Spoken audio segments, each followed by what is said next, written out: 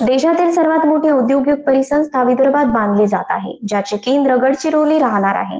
Davos येथे स्वाक्षरी झालेल्या 15.70 लाख कोटी रुपयाच्या सामंजस्य करारापैकी 5 लाख कोटी रुपये एकट्या विदर्भासाठी मान्य करण्यात आले।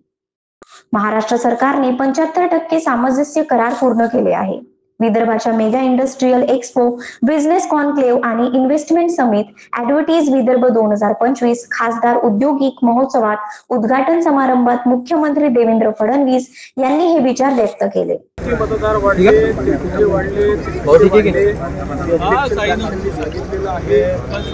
आता ही जी काही सगळी तयारी की दिल्लीमध्ये प्रचंड त्या ठिकाणी मोठा पराभव त्यांचा होणार असल्यामुळे त्याचं कव्हर फायरिंग करण्याचा प्रयत्न वारंवार सांगतो की जोपर्यंत ते आत्मचिंतन करणार नाही आणि आपल्या मनाची छोटी समजूत काढून घेतील तोपर्यंत जनतेचं समर्थन त्यांना